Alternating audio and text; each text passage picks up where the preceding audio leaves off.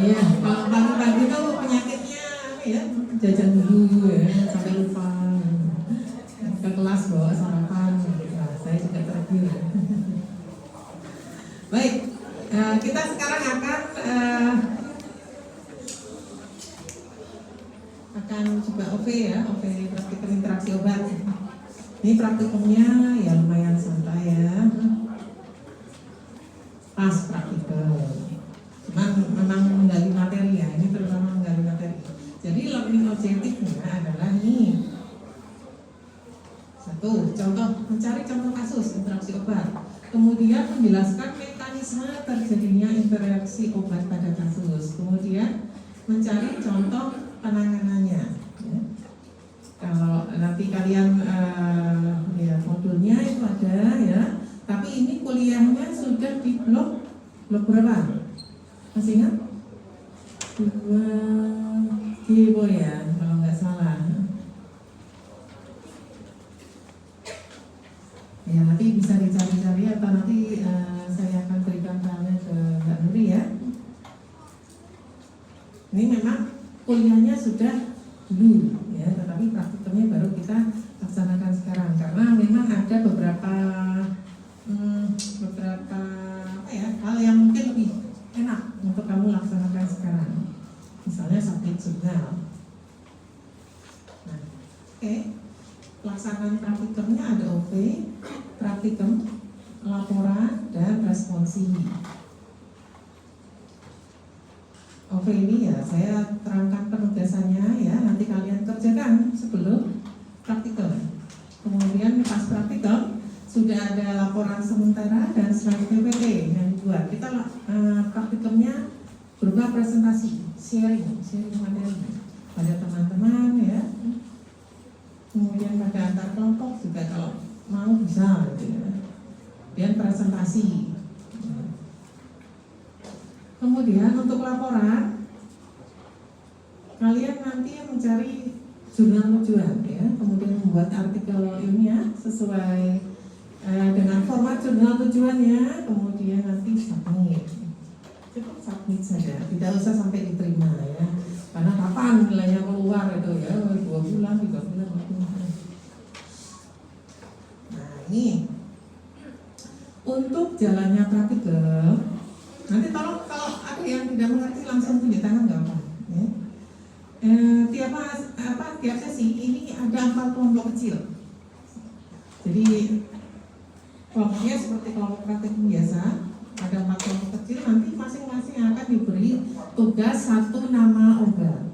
Nanti nama obatnya apa? Di akhir slide ya. Kemudian yang pertama harus kalian lakukan apa? Ya mencari informasi tentang obat tersebut, tentang obat yang ditugaskan. Misalnya chloramphenicol, ya kamu cari ya informasi tentang chloramphenicol, misalnya indikasi, dosis, mekanisme kerja dan lain-lain yang nanti akan relevan dengan interaksi obat yang akan kalian jelaskan pada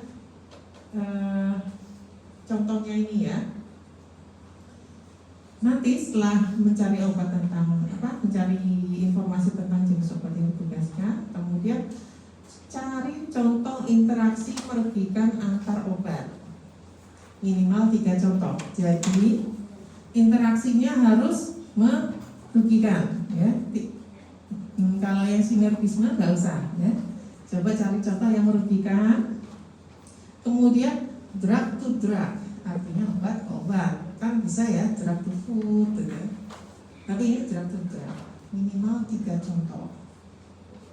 Utamakan yang tingkat keparahannya mayor atau moderat, baru kemudian yang minor. Dari 3 contoh itu ya. Kenapa kok dibatasi 3 contoh? Karena waktu presentasinya biasanya nggak cukup kalau lebih dari 3. Nah ini. Tapi nanti kalau kalian di jurnal mau tulis artikel ya 10 contoh ya nggak apa-apa sih ya. Tapi untuk presentasi 3 saja berhubung waktu. Kemudian tuliskan dengan lengkap tentang interaksi obat tersebut. Jenis interaksi, mekanismenya, bagaimana interaksinya. Mekanisme interaksi bisa terjadi di level mana? Farmakokinetik dan farmakodinamik ya. farmakokinetik ya absorpsi, distribusi, metabolisme atau ekskresi. Kalau di bagian farmakokinetik ya nanti kalian cari juga ya ini ya profil farmakokinetiknya. Kalau di farmakodinamik ya kalian cari ini mekanisme kerjanya sudah ya. Kemudian tingkat keparahannya kira-kira seperti apa? Mayor itu berbahaya ya, berbahaya pada keselamatan jiwa. Moderat ya berbahaya juga, cuman efeknya sedang ya. Tapi harus ditangani. Kalau yang ringan, yang minor, ini mungkin tidak ditangani saja ya nggak apa-apa. Atau cukup dihentikan obatnya atau dikurangi dosisnya ya. Nah, kemudian kalau bisa sertakan referensi untuk tiap interaksi obat. Referensi ya cari-cari jurnal ya. Saya tidak membatasi sih dari tanggal berapa, karena kemungkinan interaksi obat ini ya sudah ada misalnya artikel tahun berapa gitu ya. Tapi kalau bisa terbaru ya syukur. Karena kalian juga perlu referensi untuk menulis artikelnya nanti untuk laporannya. Nah, kemudian kalau sudah cari-cari materinya, kemudian buat laporan sementara dan slide presentasi tentang informasi untuk interaksi obat tersebut. Jadi laporan sementara ya kalian 3 interaksi atau dan informasi jenis obat ya semuanya ditulis ya, nggak apa-apa. Tidak usah mengikuti format dari jurnal. Jadi kumpulan informasi nggak apa, ya. Yang kalian dapat apa gitu. Karena agak berbeda ya untuk membuat laporan dan untuk membuat artikel naratif deskriptif agak berbeda caranya. Laporan sementaranya dikumpulkan paling lambat H-1 sesi praktikum masing-masing dalam bentuk print ya, dalam bentuk cetak di laboratorium. Oke. Kemudian nanti saat presentasi nanti akan kita terangkan lebih lanjut ya. Kalian mempresentasikannya habis mengumpulkan ini. Kalau untuk slide presentasinya boleh kalau sudah ada ya. Kalau sudah ada ya kalian print juga nggak apa-apa ya. Printnya kecil-kecil aja nggak apa-apa. Tapi kalau belum ada ya nggak apa-apa. Pokoknya laporan sementaranya ya. Laporan sementaranya ada sampul, kemudian ada nama obat, ada anggota kelompok dan lain-lain gitu ya. Kemudian ada informasi-informasi yang perlu diketahui tentang obat tersebut dan interaksinya. Kemudian kalau sudah nanti sebagai laporan kalian membuat artikel naratif review dan submit ke artikel ke jurnal ilmiah. Ada yang pernah submit di sini? Belum? Kalau belum kalian bisa coba untuk submit ke PIKDB gitu ya. Nanti saya akan terangkan. Nah, untuk penilaian praktikum ini presentasi mencakup 40%, artikel atau laporan 40% ya, responsi 20%. Ada responsi, tenang nanti saya jelaskan. Soalnya sudah saya tulis nih ya di OP. Untuk presentasi, nah ini ya, mahasiswa membuat slide presentasi dan presentasikan tugasnya dalam satu kelompok. Presenter tidak wajib mencakup seluruh anggota kelompok ya, jadi misalnya anggota kelompoknya 10 gitu ya, giliran ngomong aduh kok nggak enak juga ya, nggak enak. Dan kalau operan mic itu agak lama ya, nggak usah ya. Jadi ya tapi kalau satu orang ya kasihan juga ya ngomong terus gitu ya, nanti dibagi-bagi deh, nggak usah semuanya, nggak apa-apa ya, nanti nilainya juga nilai kelompok. Kemudian waktu presentasinya 15 menit per kelompok. Kelompok lain tugasnya apa? Wajib memberi 1 buah pertanyaan setelah presentasi. Jadi nanti saya pikir aja daripada diem ya. Jadi ada 1 buah pertanyaan wajib setelah temanmu presentasi. Tapi kalau mau nanya lagi boleh gitu. Mau nanya lebih boleh. Saya juga bisa nanya gitu. Kemudian Penilaian presentasinya mencakup kelengkapan laporan sementara, kemudian tampilan slide, cara presentasi, kemudian cara jawaban pertanyaanmu pada pertanyaan teman-teman.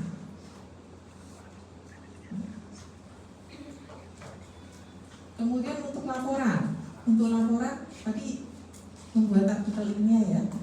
Nah ini artikelnya naratif review saja ya. Jadi kalian kumpulkan sumber-sumber pustaka, tidak usah sistematik review ya, ngapain gitu ya. Waktunya juga mepet gitu ya. Naratif review pokoknya kalian kumpulkan ya, kalau bisa 15-20 sumber gitu ya. Kemudian submit artikel ke jurnal ilmiah ya. Mulai nanti buka-buka BIKDW karena gratis, kalau dimuat juga gratis gitu ya. Format artikel menyesuaikan dengan jurnal tujuan. Kemudian diberi kesempatan konsultasi dengan instruktur atau asdos banyak 2 kali ya, jadi terserah kalian mau ke kakak asdos, tapi asdosnya yang mana ya, kakak asdos yang sudah koas ya. Nanti asdosnya ikut. Jangan asdos yang seangkatan. Kasihan ya ditanyain teman seangkatan. Kakak asdos yang sudah koas ya. Ya udah nggak usah asdosnya, instruktur aja ya. Sebanyak 2 kali. Kemudian di sini ya kalau BIKDW, kalau pilih BIKDW memang formatnya dalam bahasa Inggris ya, dalam bahasa Inggris. Sepertinya juga ada minimalnya 2000 kata apa ya, kalau nggak salah. Kemudian nanti kalau dalam penulisan artikelnya itu dapat disesuaikan bahannya ya. Tidak harus persis laporan sementara, enggak apa-apa. Oke. Interaksi obat boleh dikurangi atau ditambah. Tapi ingat ada batas minimal ya untuk sampai jurnal. Dikurangi misalnya nih ada satu yang menarik, interaksi yang menarik dan bahannya memang banyak ya. Jadi kalian boleh ya tulis 1 aja enggak apa-apa. 2000 kata. Tetapi kalau misalnya saya udah nulis 3 tapi kok masih 1000 gitu ya, masih minim ya, silakan cari lagi nggak apa-apa ya. Kemudian artikelnya nanti akan dikumpulkan ke MS Team ya, beserta bukti submit ke jurnal ilmiah. Jadi nanti bukti submitnya di belakang ya, di belakang. Oh iya, ada lagi ya, selain bukti submit juga bukti isi form biasanya ya, bukti isi Google Form tentang praktikum. Bukti submit ke jurnal ilmiah dan bukti isi evaluasi Google Form. Biasanya itu ya. Selambat-lambatnya kok di akhir blog ya. Bukan, ini sebentar. Oh maaf. Ini H-1 dari responsi. Jadi kalau responsimu itu menurut jadwal harusnya 19 ya, 19 November. Jadi paling lambat 18 November. Bukan ini ya. Saya benahi dulu.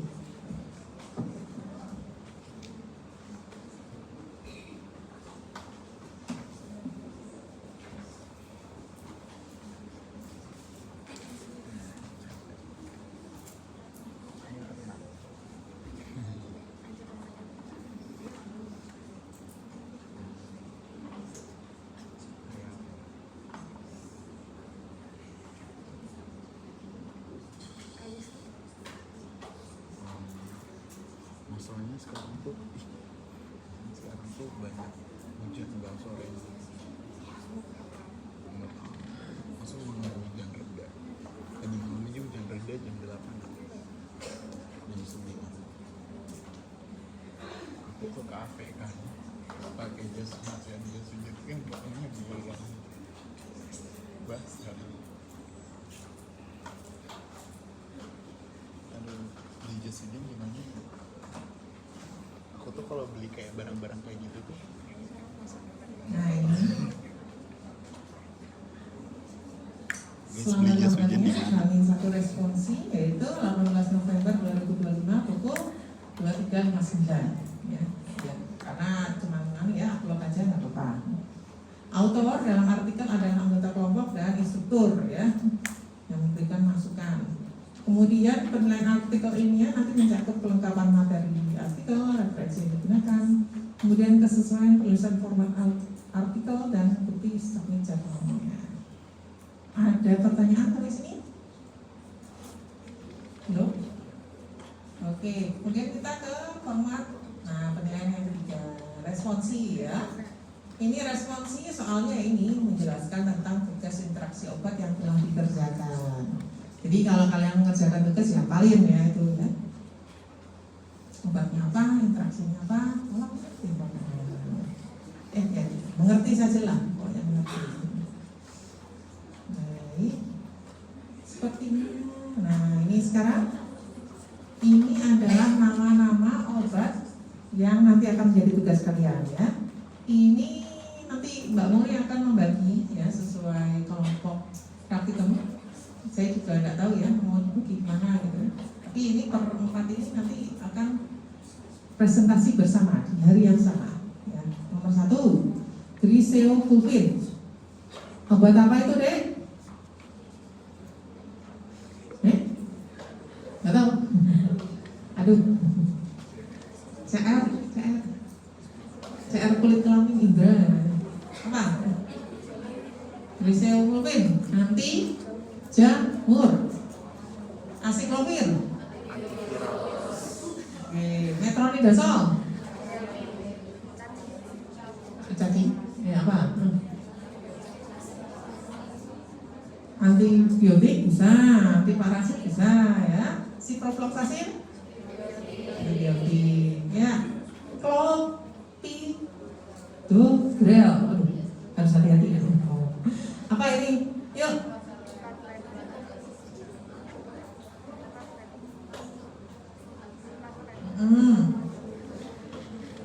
Yang lainnya Pak. Ayah.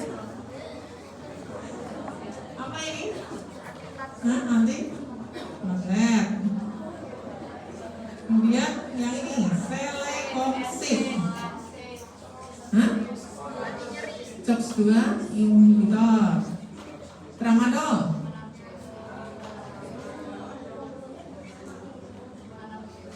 Analgesik, opioid, ya, analgesik opioid. Aspirin, aspirin walaupun merek tapi tahu ya, yang disebut aspirin nama aslinya apa? Kalau di farmakologi, asam asetil salisilat atau asetosal. Tapi saya tulisnya aspirin aja karena memang jurnal-jurnal kok pakainya aspirin. Ya udah tahu ya. Nanti kalau kalian mau agak asetosal ya misalnya. Apa ini? Ini obat apa? Yang sudah lewat blok kardio. Selain analgesik juga. Ya itu ya mencegah dehidrasi. Magnet ya. Kemudian ini glibenclamid, nanti diabetes, atorvastatin, golongan statin, amiodaron, nanti oke, yang lainnya Pak, suaranya di sini. Oke, warfarin.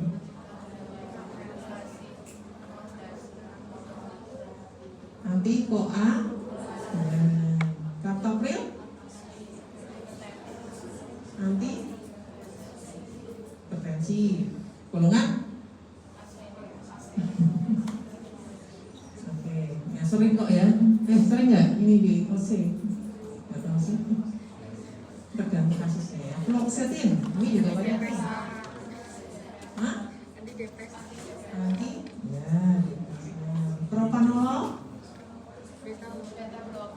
beta blocker. Theophylline bronchodilator.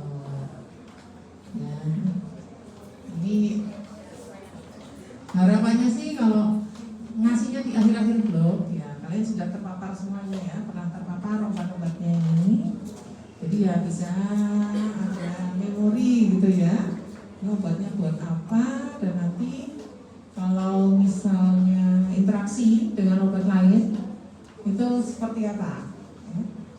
Karena obat-obatan ini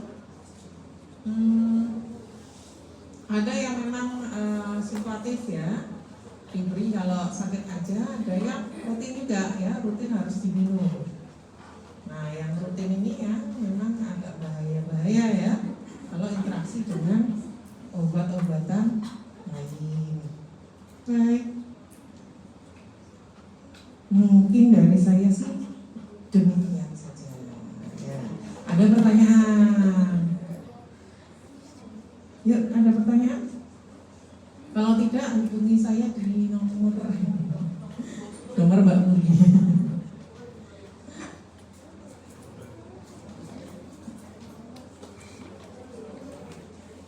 Ada pertanyaan tentang laporan misalnya?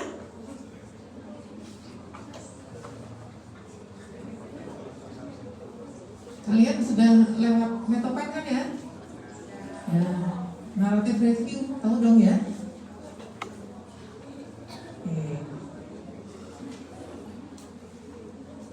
Kamu baca buku pakai apa? Kalau untuk translate ke bahasa Inggris juga udah tahu kan ya?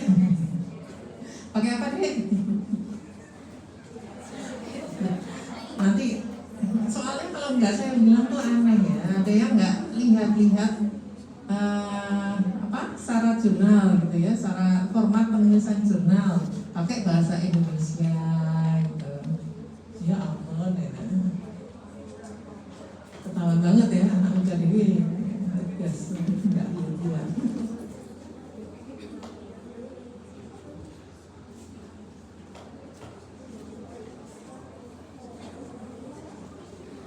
Baik, ada untuk kelompoknya sudah dapat belum ya? Oh belum, berarti belum ada nih ya komplain ini. Kalau sudah nanti oke, nggak masalah, kira-kira bisa. Untuk yang pertama berapa November dong? 2 minggu ya, mungkin kesempatannya ya. Ya masih bisa. Seminggu juga bisa, ya. Dan cuma ngumpulin informasi gitu ya. Nanti untuk kalau sudah presentasi, ya dapat masukan, nanti baru mengerjakan ya format artikel. Kalau saya kira BIKDW saja sudah cukup Pak ya.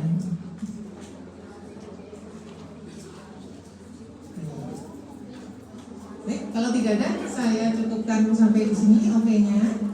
Untuk yang masih lupa, sudah absen apa belum, ya jangan lupa ya. Karena ini merupakan kegiatan wajib 100% dihadiri praktikum.